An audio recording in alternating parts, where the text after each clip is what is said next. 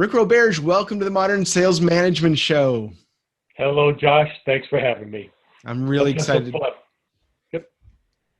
So you and I met years ago. I used to go to Inbound, HubSpot's big conference, with a list of answers that I needed. And top on that list for about 4 years running, this is back in 2010, 11, 12, before it was even called Inbound. Top on that list was, all right, I have these leads coming into salespeople and inbound leads, and the salespeople they don't know what to do with them. They're used to served on a silver platter, ready for a demo, ready for a contract leads. And then you get these warm leads, these inbound leads. And I was on the verge of losing my job. Salespeople were frustrated. I don't remember how we connected, but you really helped me out. And we've kept in touch a little bit throughout. Can you talk about kind of your journey in terms of working with salespeople and sales teams? Sure. I love talking about that stuff. Actually, I've always been a salesman. So the first time I ever called myself a salesman was when I was selling Cutco knives back in the 70s. I used to work at that point. Dave Curlin was one of the salespeople that I worked with, and we both wound up staying and ending up in sales development. He went off to do what he did, and I eventually wandered into doing collections, collecting a bill collector, collecting money from people that didn't want to pay. And what I found, I spent 20 years there. I started an agency, I grew it, it was nice, I was making a living. One of the things that I learned there was that the reason that people stopped paying is because they became unsold. Whatever the salesperson didn't do a good enough job, or misrepresented, or the customer didn't understand the terms, or the company underdelivered, but something happened that made the sale go sour after the ink was dry. I decided that I was going to start a consultancy for the benefit of the clients of the collection agency to help them solve those problems. Had lunch with Dave Curlin one day, and he said, well, you could do that here. And so I wound up working with Dave, who had started a sales consultancy, Curlin Associates, and he also started Objective Management Group. And that's where we started. Now, along the way, my son, Mark, wound up getting hooked up with Dharmesh Shah and Brian Halligan. And he calls me one day and says, hey, Dad, I got something for your space. And that's the day that I met HubSpot. I introduced him to Dave, and I believe that Dave was HubSpot's very first customer. It was a wonderful thing, and I think that HubSpot has been great. So over the years, what I've seen is that sometimes we learn stuff, and then sometimes we hang on to stuff that's for too long when we should be morphing, especially in today's world with the virus and working at home and all that kind of stuff. So what are some examples of hanging on to something too long? Oh, how about knocking on doors or cold calls? I swear, 2 months ago, somebody calls me up and said, somebody called my phone, and I don't answer my phone. So then they sent me but I got a hold of them, and I said, what do you want? And they said, can you teach me how to make cold calls? I said, no, stop it. Don't bother. They're a waste of time. Now, that doesn't mean that we can't talk to strangers. But my idea of making a cold call is getting somebody that I want to talk to, that I used to cold call, to notice me. And when they notice me, I'm going to say, hey, I noticed that you noticed me. What did I do? And that's the beginning of the conversation. It's a warmer conversation.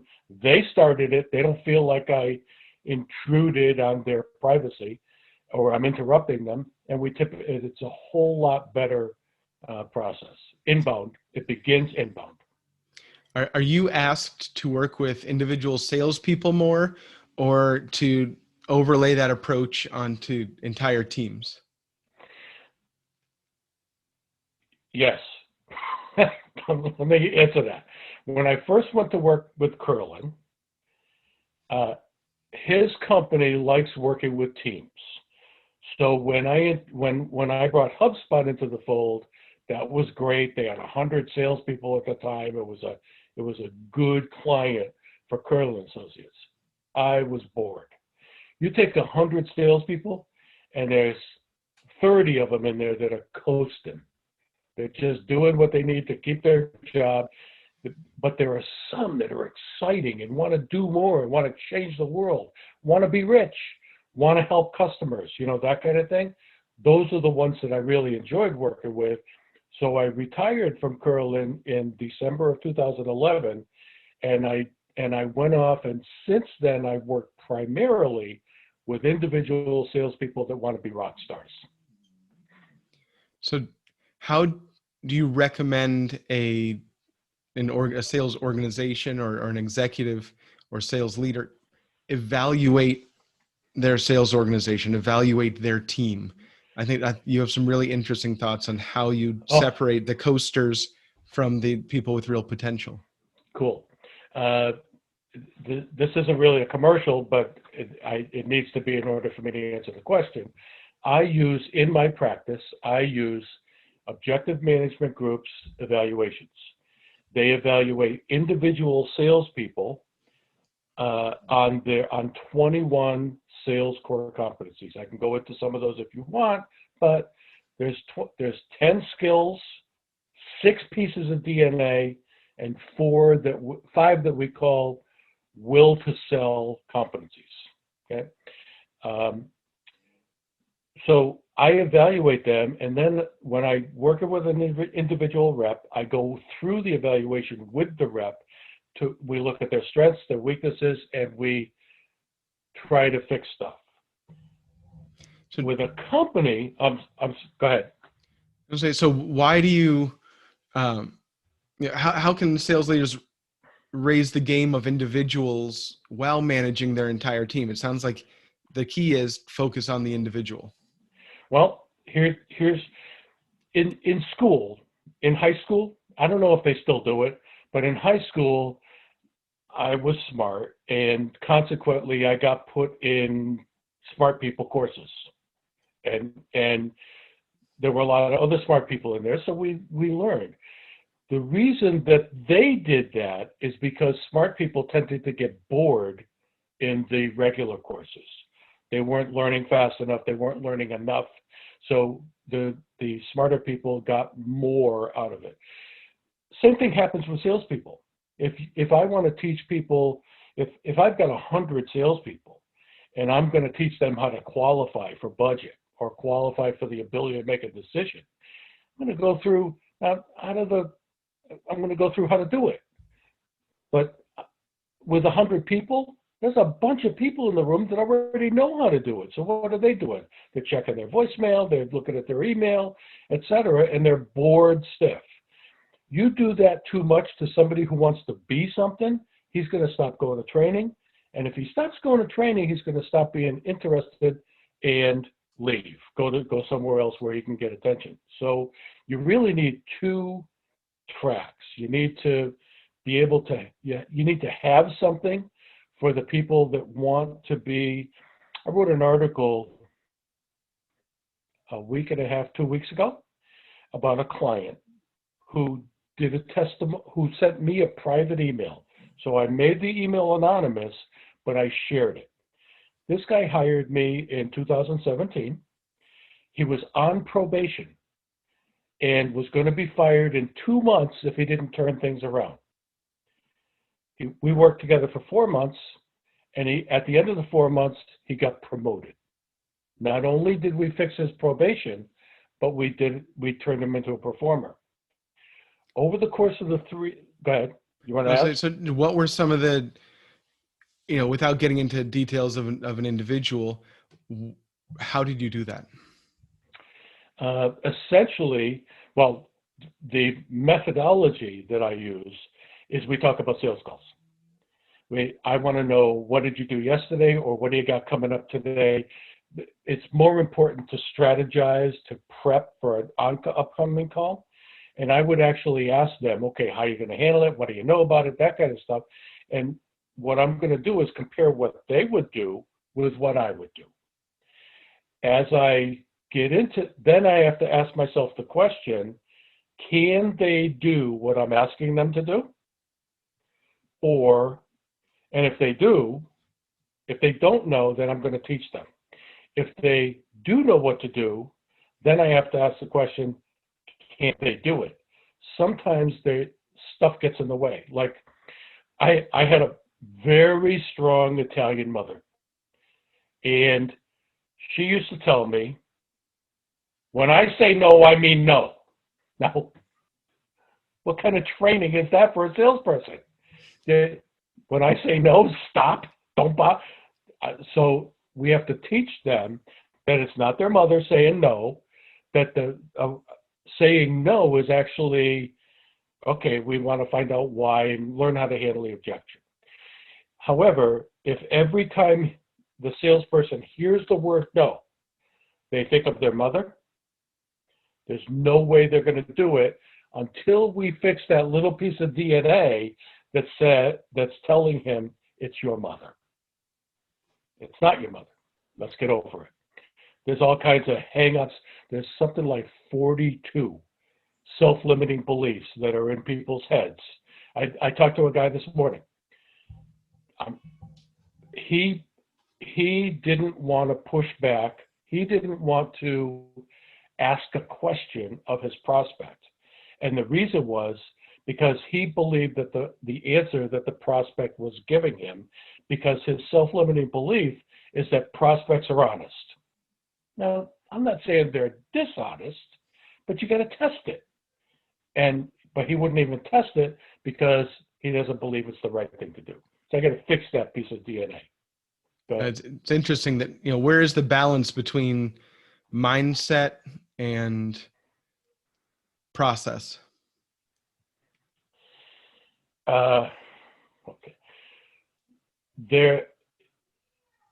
You need to. It's very blended, and what winds up happening. I had a girl one time, a client, that that had huge, what we call, need for approval, and was worried that if she did something, the prospect would be upset with her. Okay. What I had to do with her is have her repeat to herself a few times, I did it, I was afraid to do it, I did it, I did not die. And eventually, when she did that enough times, she got over it. It was no longer an obstacle.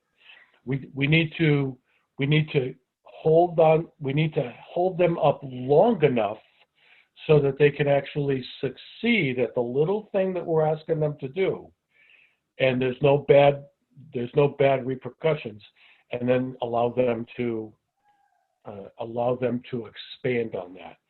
One little success, another little success, and pretty soon you get somebody that's starting to feel successful. So if I'm a sales manager and I have 8 sales reps reporting to me, is it feasible to take that approach with every individual? Is there a way Absolutely. to do it? There absolutely is. First, have the evaluation done on all 8 individuals so that you've got them. Share them with the salespeople so that they buy into them. They don't have to agree on everything, but they need to know that there's a finding, right? That way, when the finding pops up, we can talk about it. We can say, hey, this might be that, and reflect on it. Now, sales managers have their own issues.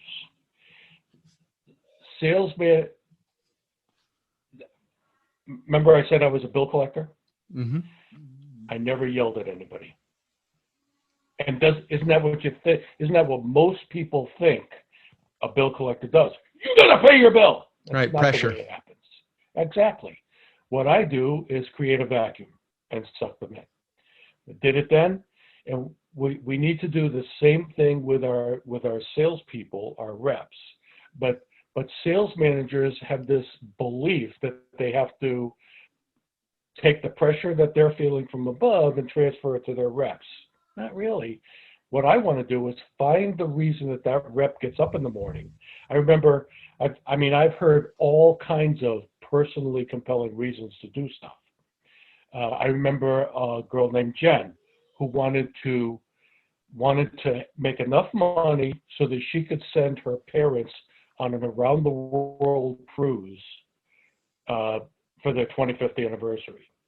I remember a BDR that I worked with who wanted to go to Iceland, I think it was, where they have igloos that you can rent with a glass roof and you can see the northern lights while you're sleeping. And, people have dreams, and if we help them reach those dreams, number one, the dreams will help us do our job by giving them the fortitude to get up every morning. But in addition to that, they really appreciate it when they reach their dreams. How does how does your approach diverge with most sales trainers? I know you get a lot of people noticing you, to go back to what you said earlier, by chiming in and posting content and your beliefs and your methodology all throughout LinkedIn and the internet, because it's different than a lot of traditional sales trainers. Well, but yes, but they're out there too. They're out there making noise on LinkedIn. They're out there attracting people that are attracted to what they offer. So I've never made it a secret that I don't really care to work with. That Dennis Connolly works for Dave Curlin, great guy. Wrote an article for the HubSpot blog a few years ago, 2014, I think now, where he wrote that 75%, 3 out of 4 salespeople are failing. They miss their quota. They don't really have any confidence that they're going to do what they need to do today. They're struggling, and 1 out of 4 people shouldn't be in sales. They should go do something else. So with with those people, the very top of that 3/4 might be motivated to change. But for the most part, I make my living in the top quarter. The people that are earning $150,000, $200,000 a year, but want to make $300,000, $400,000, $500,000 a year. The people that want to become millionaires by the time they're 30. That's a different kind of millennial. And you just, and are serious about it. It's not just a pipe dream. So, and they're willing to change. Having a really good goal, having something that's important to you, wanting to make your parents proud of you, or some mentor or somebody like that, that's all useful. And sales managers sometimes forget to use that rather than a quota. So I think that's a really good point. In the 21-part assessment that is the foundation for what you do, are there particular gaps that are more prevalent today than they were 5 years ago? Does it shift, or is it pretty much equally spread across the 21? It's very individual. It definitely shifts. Almost everybody has the desire to be successful. Only about 10% of the salespeople out there have the commitment to be successful, that are willing to do what it takes.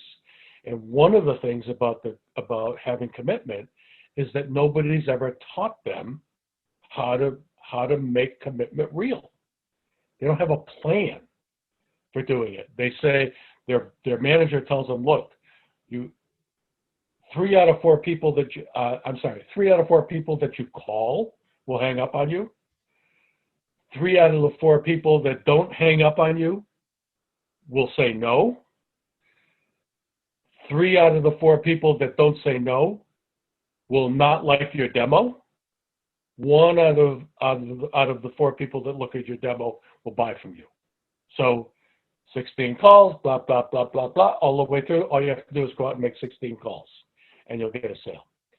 Doesn't work like that. Everybody's different. My numbers, my metrics are different from your metrics. And metrics can vary depending on the market that you're working in too. So it's really important to use real-time metrics for someone and not somebody else has used theirs. The other thing that happens is that salespeople aren't set it and forget it. One of the ways that I differ the most from managers, trainers, even my son Mark disagrees with that. I don't know that he disagrees, but we have different styles. Says 1 hour a week with your rep, 1 hour a week or every other week, you review the pipeline, you do your coaching, blah, blah, blah. No, every day. I want to talk to as a matter of fact, I do, in fact, talk to almost every one of my clients almost every day. Why is that important versus once a week? What's the why behind it? There's two reasons. Number one, if something happens on Monday and my call's on Friday, they may not remember it. But if I know that it happened, I looked at their CRM, I'll ask them about it. They're going to make stuff up. So now I'm dealing with fiction. I want to know when it's hot. Right now, what just happened? They're going to remember it. And but the other thing is that there's this theory. I think it's called primacy versus recency or something like that, which means that if we have a conversation like this interview, right? We're talking about a lot of stuff.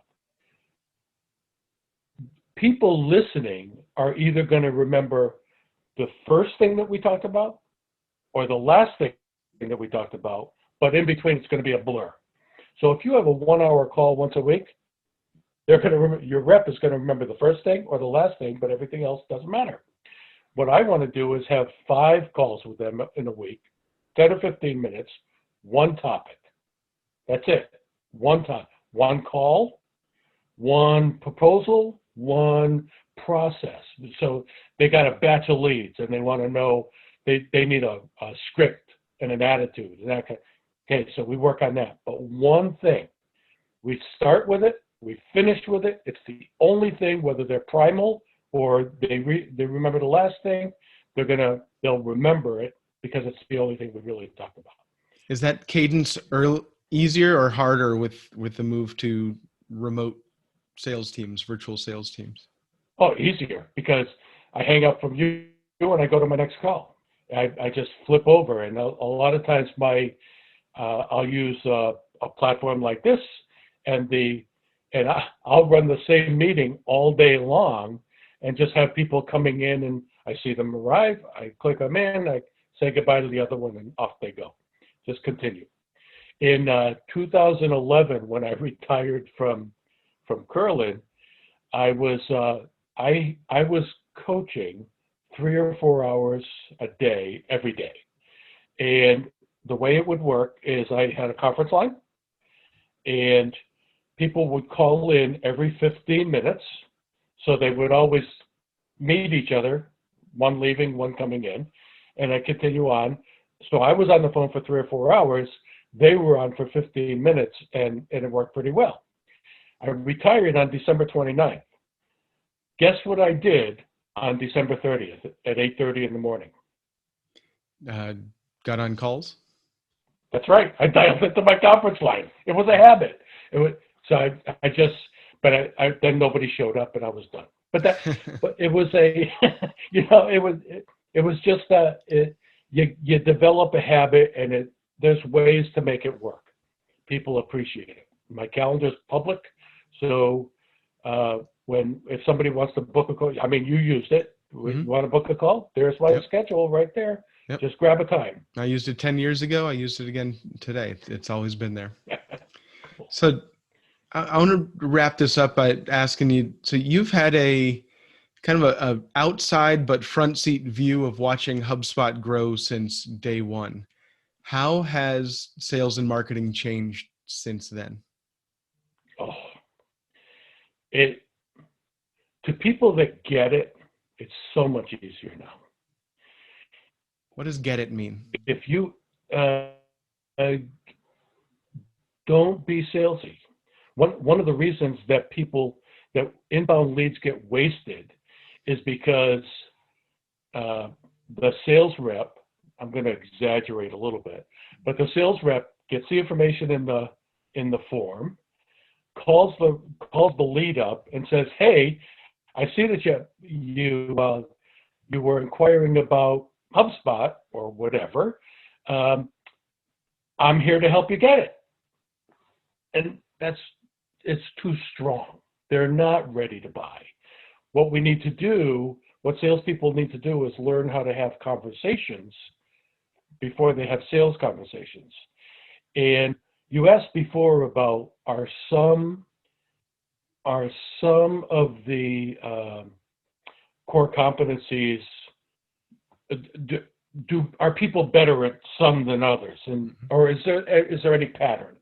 And in today's world, yes. I think that one of the things that's sorely lacking, and it shows in the statistics, is the fact that salespeople can't develop a relationship. They're terrible at it. And people, the old saying, old-time salespeople will remember, people buy from people like themselves. So they want to be able to relate to the person. And if you're calling up asking, either being pushy or using obvious sales techniques that the sales rep that the prospect recognizes, they're going to put salesperson and stop listening. You're done. So take your time, develop a relationship, and enjoy. Rick Roberge, where can people find you online if they want to connect with you and learn more? RickRoberge.com or LinkedIn. As a matter of fact, I assume that you're going to socialize this. I'll share a couple of things with you so that if you want, you can include them in this. But I'll share a link that will take people to the sales core competencies so that they can see what we're talking about. Perfect. We'll include a lot of Rick's resources in the show notes of this podcast. Perfect. Cool. Before we go, is there any last piece of advice you have for sales leaders who want to move underperformers to RockStars? Evaluate them first. Find out who's ready. People get ready at different times. If you have, I typically look for 1 out of 10 or so that are ready at this point, and it'll show that they have the desire. They're looking for the commitment. They're looking for the answers that they can get up to the next level. And that's a great note to end on. Rick, I really appreciate you having this discussion with us. And that does it for this episode of the Modern Sales Management Show.